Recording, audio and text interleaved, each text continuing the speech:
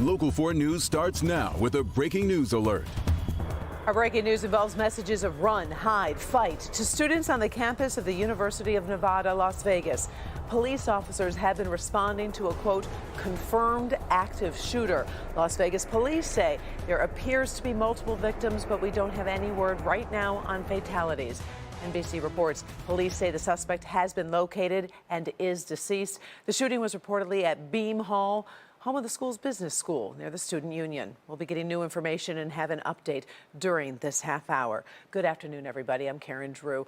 First at 4, new video of some suspects in a string of high-end break-ins in Oakland County. Now, this video was just released by the Oakland County Sheriff's Office as it becomes part of a task force to work on solving the crimes. Sheriff Michael Bouchard says the robbers are well-trained, dressed in black, gloved up. He suspects part of the theft ring is from Chile, traveling the country. But as of right now, we've not been provided any evidence or information confirming the nationality of those involved.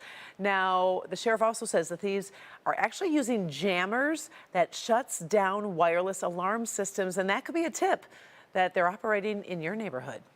If you're in a neighborhood and unexplained, your wireless seems to be going down, and it never has happened before, and you're in one of these neighborhoods, that may be a good time just to put in a phone call to your local police department and say, hey, I'm not sure if it's related. I mean, don't call us every time your wireless goes down, please. But if it's very unusual and for whatever reason you can't figure out why your wireless isn't working, that may be indicative they're in your neighborhood. Now, the sheriff also reminds us the homes being targeted are very high-end, usually next to some woods, sometimes golf courses, from where then the thieves can approach. We'll have much more on the task force investigation on Local 4 News at 5. Well, the city is revved up and ready for tomorrow's lighting of the menorah in the D. The annual event celebrates the beginning of the Jewish holiday, Hanukkah, and Detroit police are working some overtime to ensure that it stays safe and family-friendly. We've been preparing for months now. Even prior to the October 7th day, you will see a heavy police presence, and then you won't see some of our police presence, but we're extremely ready. This is not like any other year. We've staffed up tremendously. We have a criminal intelligence unit that works around the clock. They've been putting out bulletins every hour on the hour, so we're prepared. So here's the latest. The lighting will happen tomorrow at 5:30. The event is free and everybody is welcome. Doctors, nurses, and healthcare workers in Michigan have extra layers of protection thanks to some new legislation signed by Governor Gretchen Whitmer today. She signed the package of bills at Sparrow Hospital over in Lansing. This new law increases fines for anyone convicted of assaulting a healthcare worker on the job. They also require hospitals to post signs warning everyone of the penalties to discourage violence. One nurse describes some of the frightening behavior she's seen. One caregiver recently was shoved by a visitor. Another nurse was assaulted with swinging fists by a mother who was angry that her son did not want to see her. Personally, I was threatened with a weapon while helping deliver a baby in labor and delivery. A dad pulled out the largest wrench I've ever seen in my life. It was about this big, I guess it's a plumber's wrench, and made it very clear to myself and our team that if the baby did not come out perfect, we would all pay. Today's bills will protect healthcare workers and help Michiganders in this industry know that Michigan has their back. The new laws go into effect next March. What a difference a day makes, right? The sun has started shining again outside our studios in downtown Detroit. Here's a live look at the riverfront right now. Looks a little cloudy there, but earlier today, Kim, it was shining bright. It was so nice. Did you see some of it? I sure did. Some people didn't actually get to see it today, so you were very fortunate that you got to see that sunshine. A few places even had some big snowflakes this morning, but otherwise it's just been a mixed bag throughout the day. But now temperatures are in the upper 30s to 41 downtown. It is cooler than normal, but that's all about to change. Take a look at tomorrow, a mix of clouds and a little bit of sun, with our temperature getting up to 46 degrees, and then we'll start to cloud up into the evening hours. But tomorrow morning, there might be a drip or a flake, but for the most part, tomorrow is going to be dry and warm, and we're not done there. 52 for Friday, 54 Saturday. We drop down to 46 Sunday. There's a pretty big change to our weekend forecast, but big change, and I'll talk about that because it will affect your outdoor plans. We'll talk about it coming up. All right, thank you, Kim. Nowhere to run, nowhere to hide. That's how thousands of Palestinians are feeling right now as intense fighting just rips through the Gaza territory. Israel released this new video. It says to show its troops in combat with Hamas militants. The fighting pushed civilians from north to south, but now they are surrounded in the south and can't leave Gaza. Relief workers say they are blocked from sending food, water, and medicine. Israel is trying to destroy Hamas after the October 7th terror attack and wants all remaining hostages freed. Hamas isn't budging. 80% of Palestinians have fled from their homes. The United States has been pressuring Israel to take more care with civilians, but what does that mean in the middle of war? Yesterday, we told you the Israeli military talked about its estimated kill ratio of civilians to militants.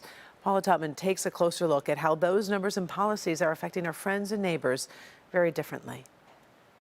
Waiting, watching, suffering, and then more waiting. It is the everyday life of Dr. Yaman Sadeh, a neurosurgeon in Ann Arbor who spends his every waking hour worried about the lives of his father, stepmother, and sisters who are trapped in Gaza. My family for the past 2 months has been, starving a lot of the time. They don't have access to food and water. That's completely been cut off by Israel.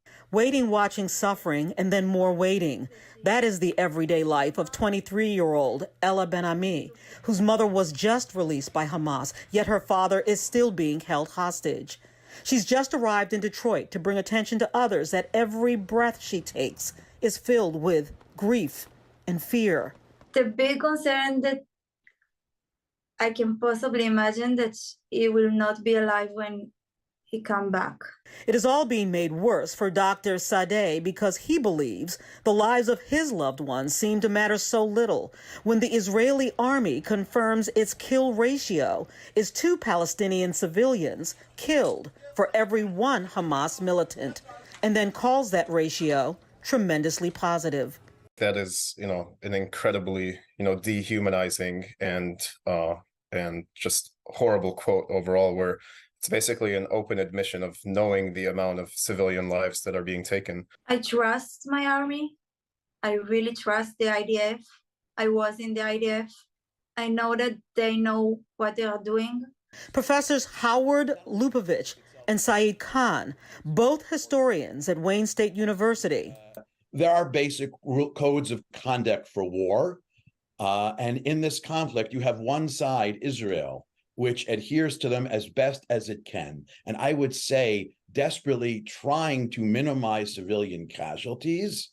On the other side, you have Hamas, which, to the best of my understanding, does not really care about the rules. The very idea that it seems then acceptable that 2 innocent civilians who really had nothing to do with this conflict, they're not combatants, then are considered to be an acceptable collateral damage, if you will.